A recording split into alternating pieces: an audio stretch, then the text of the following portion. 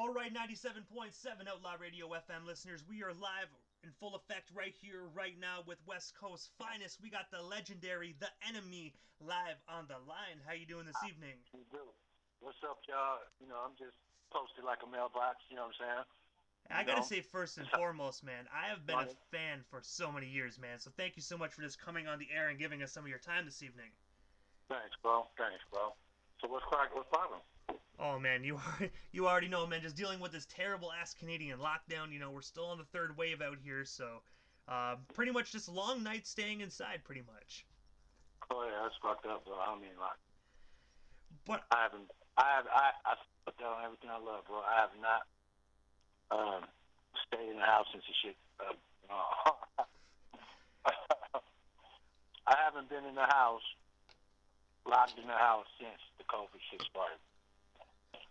I'm gonna be honest with you, man. I try my best to get out there and go for walks and whatnot, man. But sometimes the cops will even stop you, man, and ask you where you're going and shit like that. And I'm just like, Right. it's trippy, man. I don't like cops stopping me. That's why I'm like, you know what? I'll just stay the fuck home, man. It's a lot easier. Oh yeah, it's fucked up. They make a big deal out there shit some places, but I'm right here in South Central. They put shit on the news and say curfews and shit, and niggas still be outside doing whatever. Niggas don't give a fuck. But I gotta ask you as well, man. Like I know you're a busy guy, man. You have a lot of great projects actually that just got released, and also some more in the works. But I want to take you back to, man, when you were a youngster, bro. And a few moments ago, when we were chopping it up the phone, you actually told me that growing up, your cousins were actually Red Rum 187 and Corrupt, man. I gotta ask you, what influences did they have on you growing up? Growing up alongside those legends. You know what, bro? We all influenced each other, because we was all, we thought the same way. We was all on the same type of shit. You know what I'm saying? We was younger, so our minds was on other type of shit. But we was always into like reading comic books, the authors of the comic books that are writing that shit. They had some crazy minds, and they had creative minds. The way they titled certain weapons and the way they named certain people, and this shit was just always interesting. So, we used to add some of that shit to our rhymes. You know what I'm saying? We come back, battle each other, go to school, battle other niggas. We battle everybody. The shit was fucking, it was like a drug damn near. You know what I'm saying? It's like you had to keep going.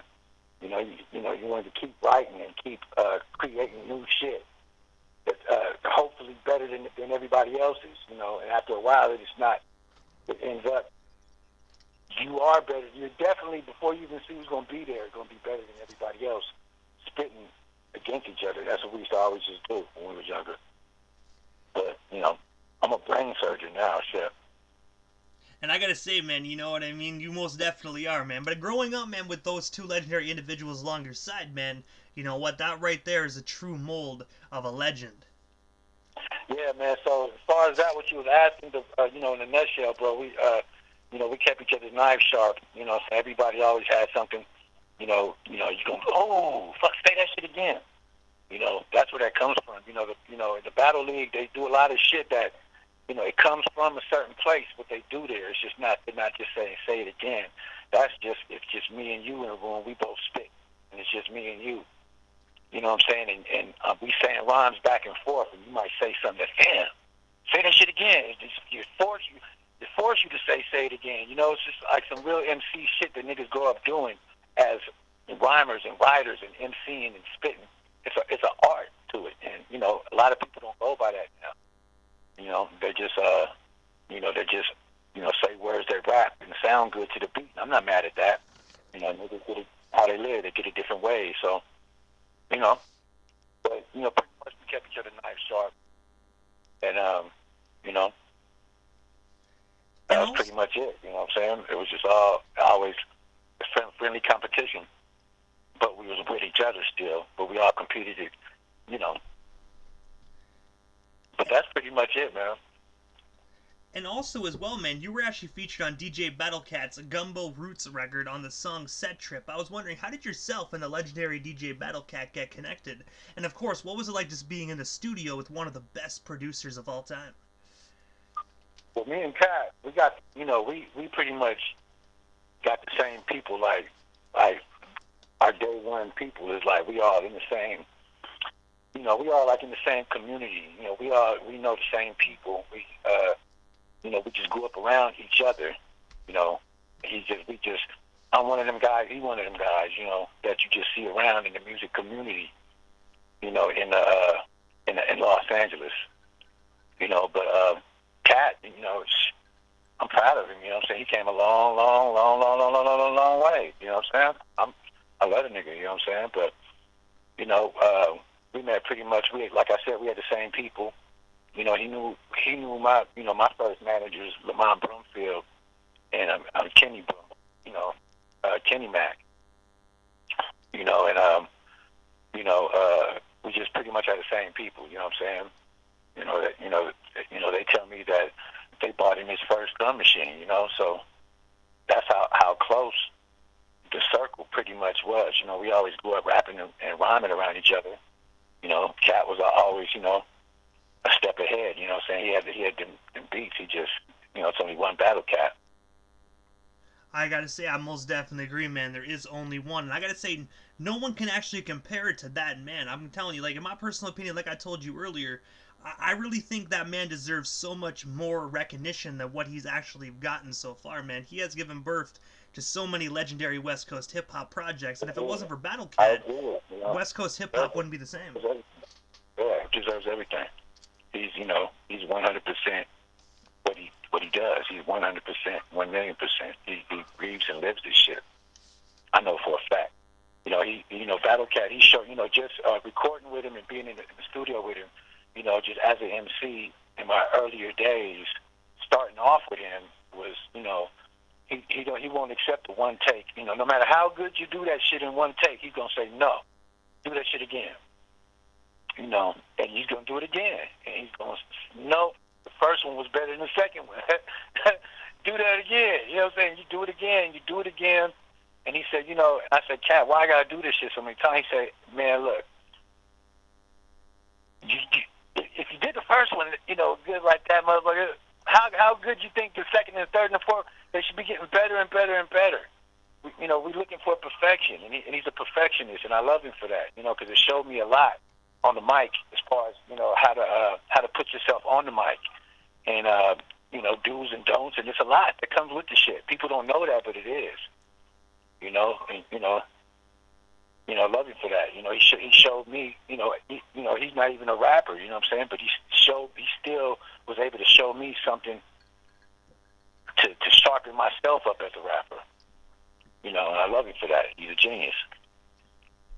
And also, as well, in 1996, you actually received a record deal with none other than the iconic Def Jam Records. I was wondering, how did that opportunity come to be for you? And of course, what was it like actually just being signed to one of the biggest record labels within hip hop? I did. It was 96. It was 96. And I recorded the album on at Cherokee Studios on Fairfax and Melrose. And we were just recording songs. And I was building the album. And my A&R was Dante Ross. And I was in direct contact with Leora Cohen and Russell Simmons. And the shit was weird, man, because shit was just like a dream. You know, I'm in the party with LL Cool J and, you know, doing shit that, like, and I was, you know, young as fuck, you know what I'm saying? 96, you know what I'm saying? And it was just crazy. All this shit was kind of like, it was crazy. It was unreal. You know, but as the shit was happening, Biggie gets killed. And to me, that's when everything started fucking up, going downhill for my record deal. You know, and, you know, it just seemed like after that nigga got killed, everything went back, like, just got fucked up. Just the whole vibe of the East Coast, West Coast shit. There was a lot happening, you know, at that time. You know what I'm saying? There was a lot happening.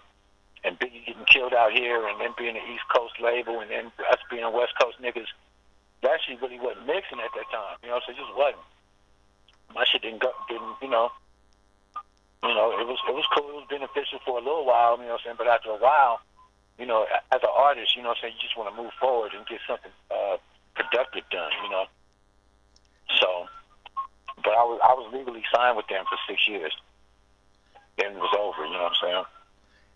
And I gotta ask you as well, pertaining to the Def Jam, because you said you actually ran into LL Cool J, of course.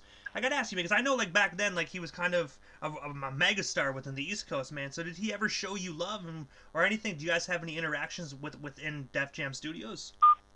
You know, I talked to him a couple of times, but it was LL is LL. He'd be in his own zone. You know what I'm saying? He's gonna be around. He's he knows how to separate himself from everybody else. You know what I'm saying? You got to be, LL is up there. I talked to him a couple of times, 2 or 3 times. You know what I'm saying?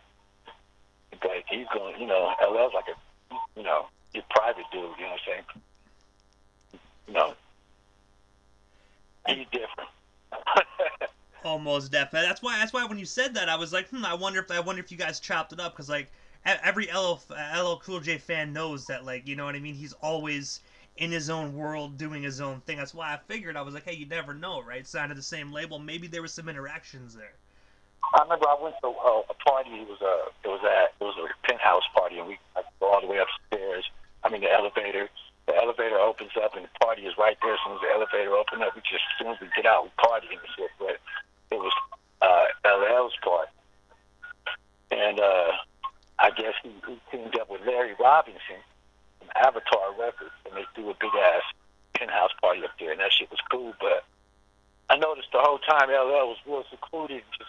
It was just his vibe was different. You know what I'm saying?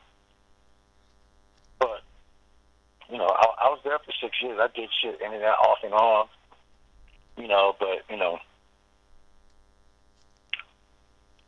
shit was just fucked up. And also in 1995, you were actually a part of the Tales from the Hood motion picture soundtrack on the song I'm Talking to Myself. I was wondering, how did that opportunity come to be for you? And what was it like working on that project, man? Because that was a huge-ass soundtrack. First of all, I want to say, fucking rest in peace, my nigga Grinch the Mean One, the nigga that rocked that song with me. Grinch, rest in peace, man. He's not here no more, and God bless his soul. That was my nigga. That was my real homie. And he was going through some things, and it just didn't work out for him. I just want to say my sincere condolences, man. I did not know he passed away, so my sincere condolences, man. He killed himself, man. He shot himself in the head. Man, it was fucked up when he did it, man. A lot of people was more, instead of sad, was really upset, mad that he would do that, because he was, it don't seem like he was the type of nigga that would do that, you know what I'm saying?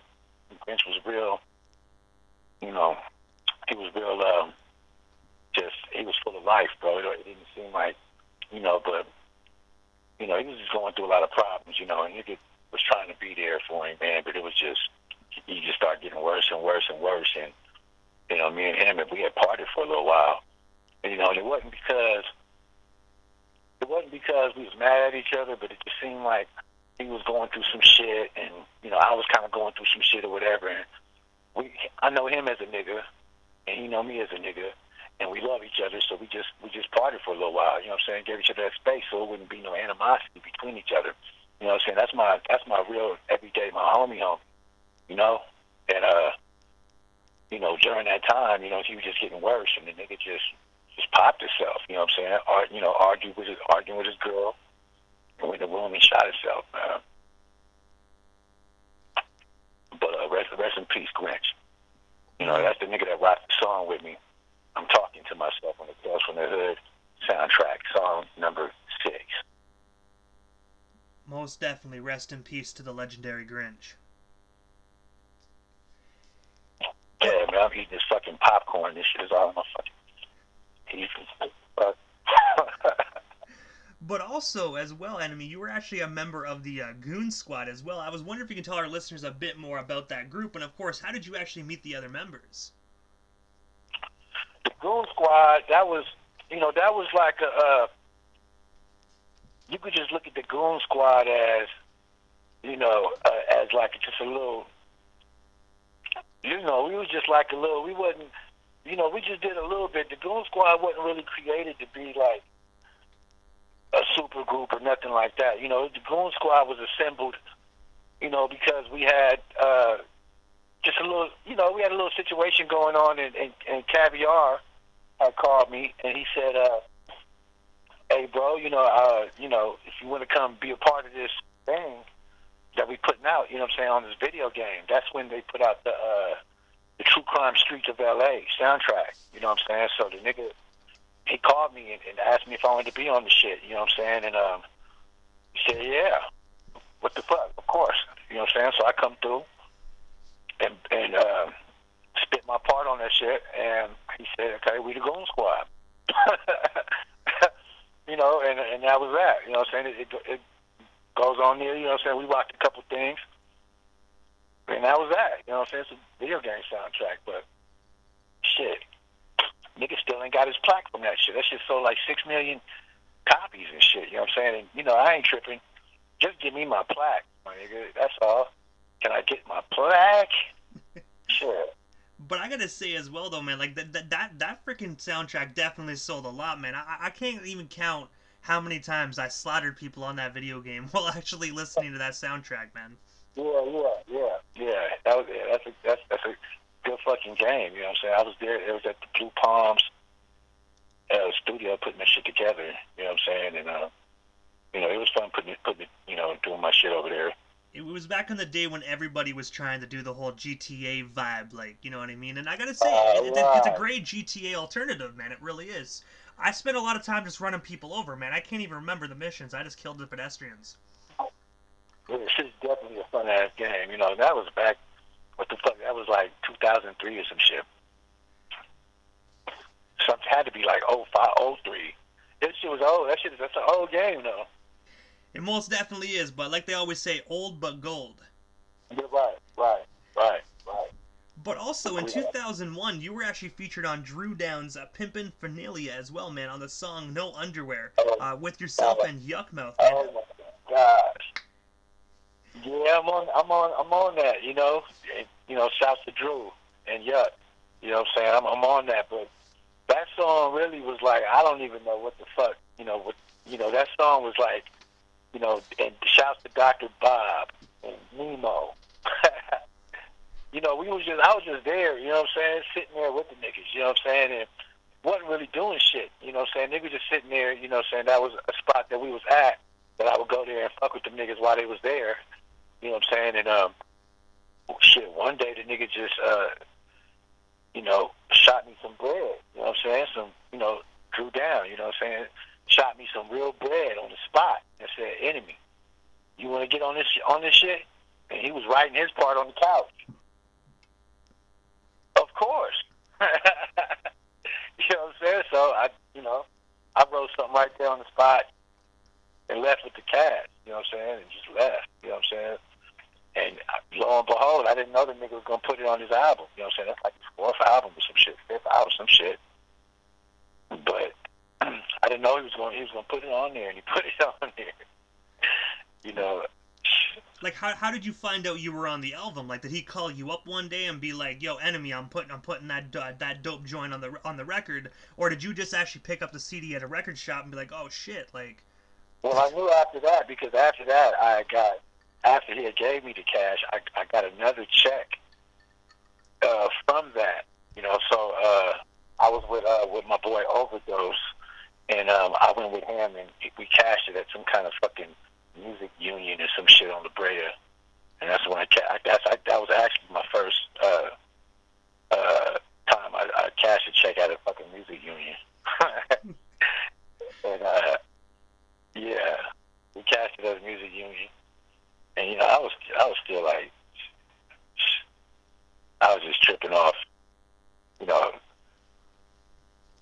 how the fuck everything was being done, if I knew everything I know right now, I'd be stupid, 50 rich.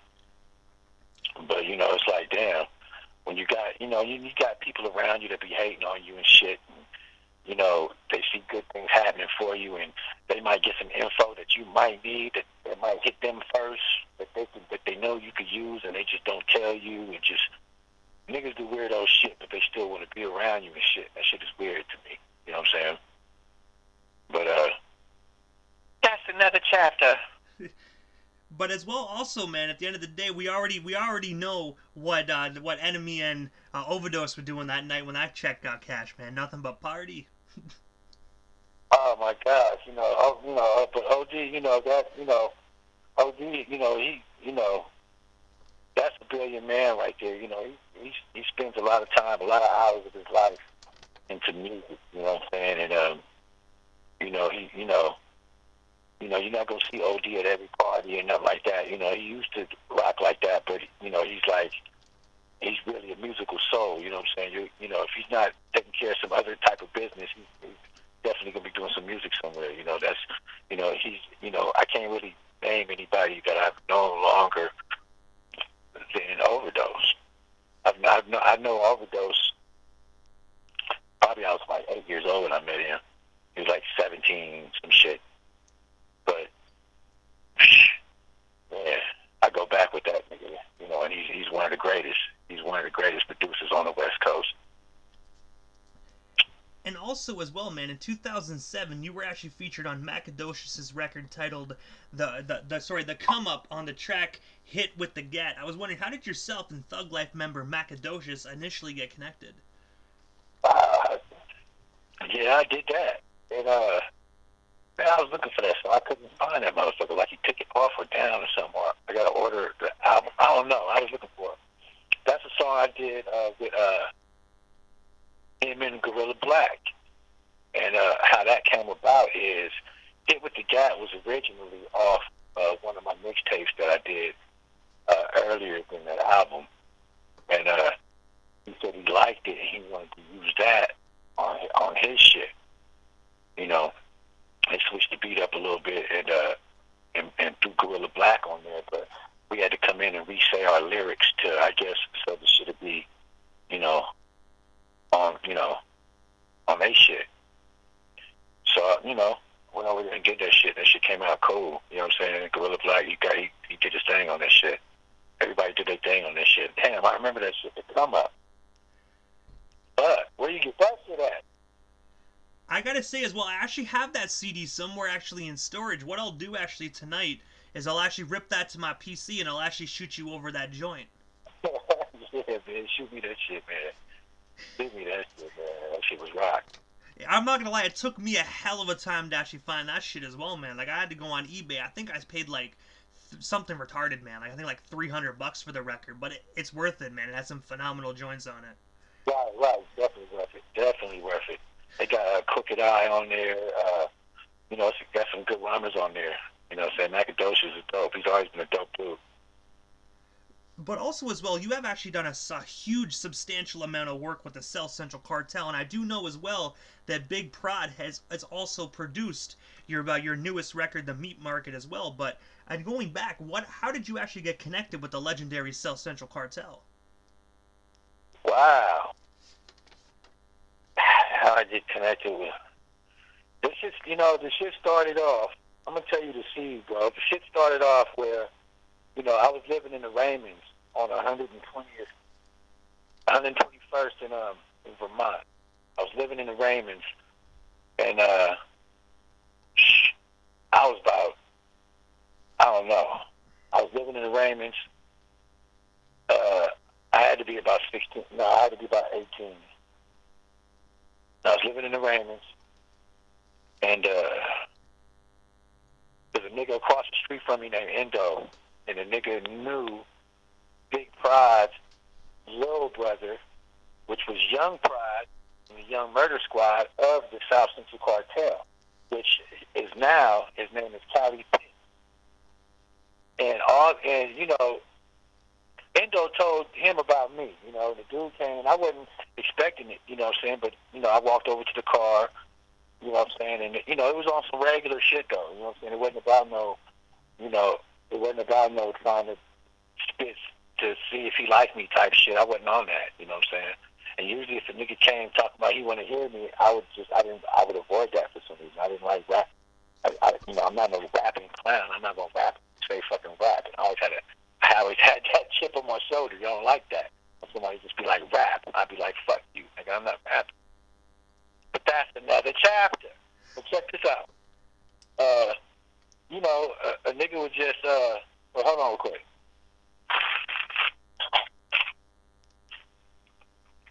Alright, so, you know,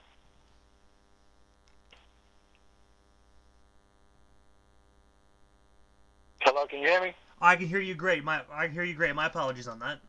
I'm sorry, bro. I just got sidetracked like a motherfucker, man. It's all good, man. Happens to the best of us. Continue what was going on, bro? I just got sidetracked, bro. There's doors open and shit. Oh, I was just talking about how you initially got connected with the South Central Cartel. Okay, so look. So then, I spit for Young Prod. Young Prod said, okay, I'm going to bring you to my brother.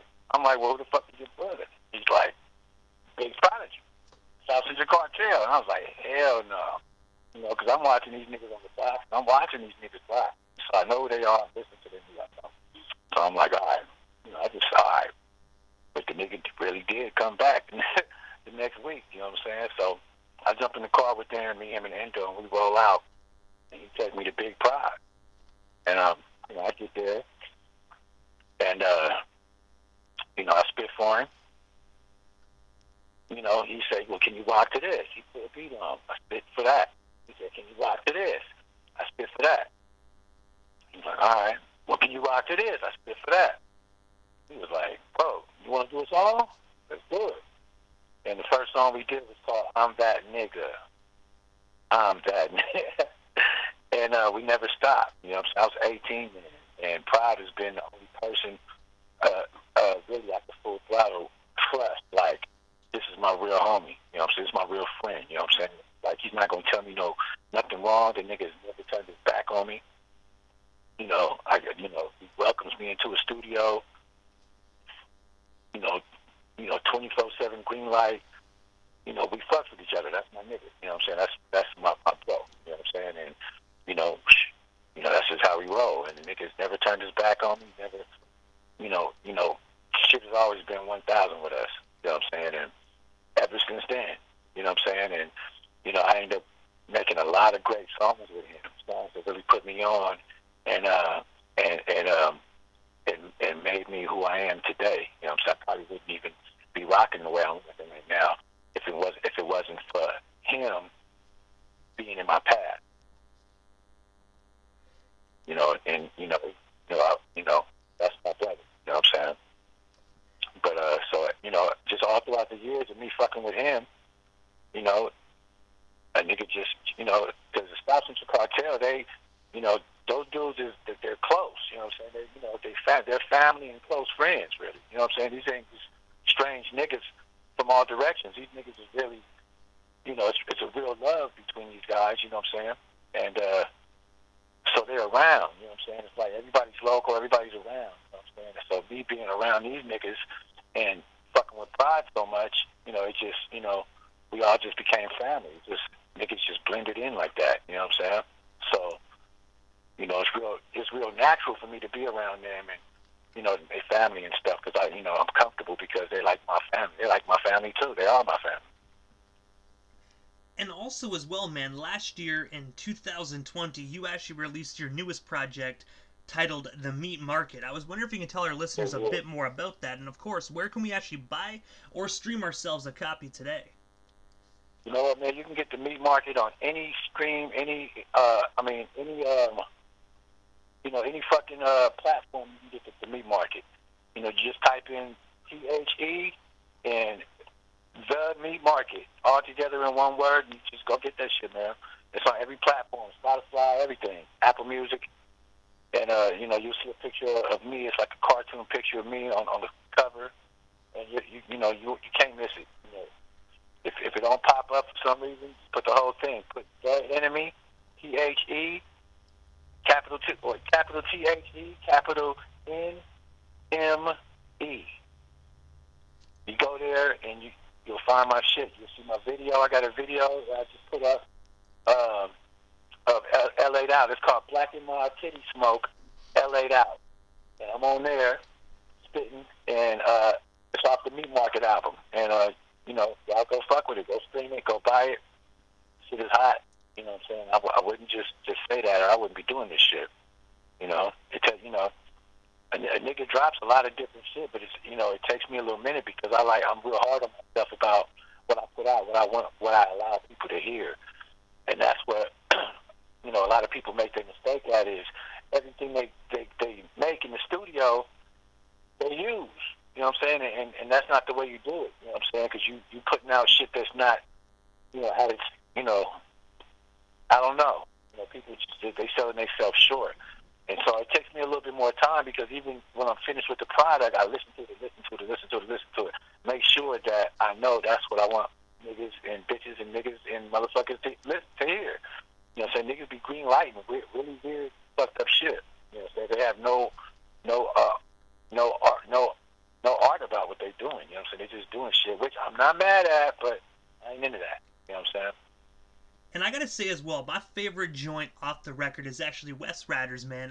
And you actually have All City and a mutual friend of ours as well, man, Dogman Compton on the joint. And I gotta say, you three individuals have phenomenal chemistry on that joint, man. A straight fire. Yeah, bro. Shouts to Mo Z, MD. That's Pac's producer, man. This nigga's hot. Everything he makes is hot. You know what I'm saying? And that's who did the track for that. And I just.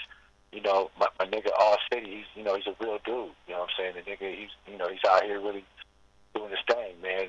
He got these Eastie shirts that he's selling. Y'all niggas, if y'all local or wherever y'all at, you know what I'm saying, go get that nigga shit. The shit is hot wear, you know what I'm saying? Especially if you're really from the east side, y'all should be rocking that shit. That nigga shit is called Eastie. My nigga All City, you know what I'm saying? But yeah, Dogman, shouts to Dogman, you know what I'm saying? These is my niggas for real. So I just felt like, me putting the album out, you know what I'm saying, and knowing that these niggas is really can spit, I would feel like a hater or something. Like I would just feel like, I just wouldn't feel like myself, you know what I'm saying? And, I talk to these niggas all the time and shit, so, come on and get on this shit, bro. But, I got a lot of new shit coming out, and I'm gonna be featuring a lot of different new talent and different people for y'all to hear, so I hope y'all tuning in for this shit, you know what I'm saying? The nigga's not, I ain't doing this shit to be no kind of fucking star, but I'm doing this shit so you niggas can hear some real shit out here, you know what I'm saying? It's more to it than what niggas is putting out. And I gotta say as well, I most definitely agree on that statement, and also your statement pertaining to All City as well. I actually have him coming up here on the radio station here in a couple weeks, man, and he is another phenomenal, talented individual out of the West Coast, man. So, like I said, man, you have phenomenal, absolutely phenomenal collaborations on this record, man. Thank you, man. Thank you, bro. It's, all this shit, and a lot of the shit, you know what I'm saying, was recorded at my house, you know what I'm saying, in my bedroom, the one with me and Badass, especially I remember, because he's not here no more, rest in peace to Badass, you know what I'm saying, that's a nigga that another nigga I came up with, and, he was a real somebody out here, you know what I'm saying, everybody loved him, and he wasn't the type of dude that you see him and you be like, oh, this nigga, he was always a happy, joyful, cool ass nigga, you know what I'm saying, and it's unfortunate how we went, but, much love to Badass, but we recorded that, Badass, he was at my house for a week, you know what I'm saying, that during that week when we recorded that song, we was together every day, you know what I'm saying, he was there for a week, and, we just vibed, or we might walk to the corner and buy some chicken nuggets and shit from this little nugget spot, you know what I'm saying, that we used to eat at and shit, come back, we come back, bag on each other, he'd jump on the computer and just be in a trance on the computer for hours. He'd be fixing shit and all kind of shit, and then, and what's up, baby? It's that NME, baby. I miss that nigga. That's my nigga, man. You know what I'm saying? And just rest in peace to Bad. You know what I'm saying? But songs like that, my son, he calls himself the Great, and the nigga's great. Better than that is an understatement. The nigga's awesome on the mic, but he just went off to take care of some business and shit. So, I haven't seen him for a while. But he's on there. He's on a song called Click Clack, along with me and my sister Morticia. And, he's also on a song called The Undefeated. you know, and he did his thing too. You know, shouts out to the great, you know, and you know, had a lot of fun doing that album. But I gotta ask you as well, NME, like, what is next for you? Because I do know you have, I do know you always stay working, you always stay busy, man. So I'm excited to actually know, like, what is next for you on the agenda? Like, what's after the meat market? Well, right now I got a EP that I'm finished with. It's about 6 songs on there, I think, and you know, y'all gonna love that. It's called the NME EP, and you know, I got you know, songs like Police Bitch. I got Fuck 'Em All. I got some shit on there. After Death Prayer. Y'all gonna like that shit. You know what I'm saying? It gotta be out in a month or two. You know, so you know, I'm just crossing T's and dotting I's, but all the songs is organized already, and everything is pretty much ready to go. So I'm gonna hit y'all with that, and then after that, I got the Mixtape Massacre, which I'm working on right now. So you know, and I got, you know, tracks from Day One. You know, Prodigy. I got one from Battle Cat that my boy just slid me that I did with them. But it's gonna be a nice, you know, collaboration of work that we've been doing. It most definitely sounds like 2021 is definitely the year of the enemy. Oh yeah, y'all will hear it. Y'all gonna hear it. Those show, y'all gonna hear that shit. And also, enemy, this is the time in the interview quickly, right before I wrap things up, that I give a chance for the individual that slides into the radio station airwaves. Just a chance to give shoutouts to whomever they want to give shoutouts to. But most of all, man, your social media handles. That way our listeners can follow you and stay updated on everything the enemy, if they're not already doing so. All right, well, look, you're going to go to, with the, if it's Facebook, you go to Enemy Davis. And if it's Instagram, you're going to go to THEE_NME. And y'all just hit me up or whatever, message me, whatever y'all want to do or whatever, and I got y'all. You know what I'm saying? I got y'all because, you know, the nigga been busy, but put your thing in and I get at you. I'm like watching all kind of different shit right now. I'm like, my attention span is fucked up. But I gotta say, Enemy, thank you so much, man, for just taking the time out of your busy evening and coming on 97.7 Outlaw Radio FM. Like I mentioned at the beginning of the interview, I've been a fan of your craft for a very long time, man. So just thank you for giving us a little bit of your time this evening, man, and thank you for years of amazing hip-hop. What's up, bro? Also, I want to say, bro, shout out to Day One. Shout out to Big Prodigy. Shout out to Morticia. Shout out to Corrupt Body.